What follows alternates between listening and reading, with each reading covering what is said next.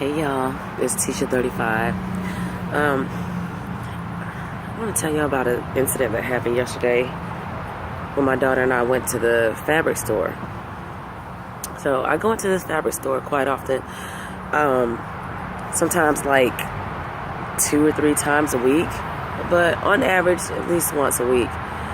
So my daughter and I went in there, I think it was yesterday or the day before yesterday, just to pick up a small piece of fabric so I can finish a project. And when I walked in there, I noticed this girl that I had never seen before. Well, I should say this young lady. She looked pretty young, because when we walked in, my daughter was like, oh, she looks like she's still in school. My daughter's 7, so for her to note that, the girl was, she appeared to be quite young. Anyway, went in there, got my fabric, and come to the counter, and the new girl rings us up, and she was struggling a little bit, but it's all good. It seems like whenever somebody starts working somewhere, like, I'm always the person, one of the people that they have to help, and they struggle with it. Like, I think it's a test to see how well my ADHD can deal with it, but whatever, I'm getting better at dealing with that. Anyway, refocusing. So while the young lady was helping me, this other lady came over to help her. And the girl who was helping us was this really light-skinned young black girl. Like I said, my daughter said she might have been still in high school. I'm thinking she's either still in high school or no more than in her very early 20s. So anyway, the lady comes over to help her. It's an older white woman. She's probably in her late 50s, early 60s. I see this lady in there often.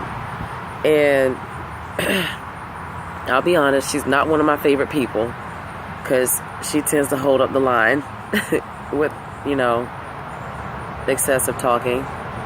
And I have no tolerance for that. Probably because I'm an excessive talker. But whatever, we're not talking about me. So anyway, she comes to help the young lady, and she said, what's your name again? I'm just going to call you V, and you can call me J. And I thought to myself, what the hell? She didn't even give the girl an opportunity to say what her name is. And I didn't think that was cool. So after she walked away, after she finished helping her and walked away, I asked the young lady, well, what's your name? And she said, Vaisha. I said, oh, okay. My name's Letitia. And I asked her, I said, are you okay with being called V? And she was like, it doesn't matter to me. And I said, that's a yes or no question, because this lady just told you what she's going to call you. And I don't think that that's fair. You should have some say-so in what people call you. Not to mention that, but I think I heard either her or the other lady mention that it was this cashier's first day. And I just was thinking, this isn't a really cool way to start a job. You know what I'm saying? Your first day here, and the lady says, ask what your name is, and then before you can answer, she just says, well, I'm going to call you such and such. That's not cool. So anyway, I told her, don't let people do that to her. If she prefers to be called V, then that's cool. But don't let somebody tell you what they're going to call you until they learn what your name is. And I explained to her, my son has a unique name that's quite ethnic.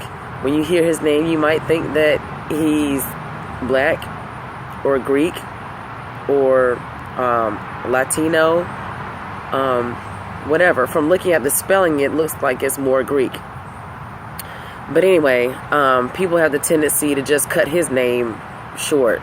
And they've done that his whole life. And I've always told him, when they say your name wrong, say, excuse me, but my name is such and such. Let them learn how to say your name properly before they start giving you nicknames that you didn't tell them or give them permission to give to you. You know what I'm saying? So after I finished talking to the girl, I went down and I waited for the lady to finish ringing up someone else. And it seemed like she took her sweet time. Like, it was obvious that I was waiting for her. And so she finished ringing up the person. And then she asked if she, if there was something that I needed. And I went to her and I told her, I said, I don't think that was fair, what you just did to her a few minutes ago. She was like, what do you mean? And I said, well, you asked her what her name was, and before she could respond to you, you told her, I'm just going to call you V, and you can call me J. I was like, that wasn't really nice, especially for this to be her first day working here.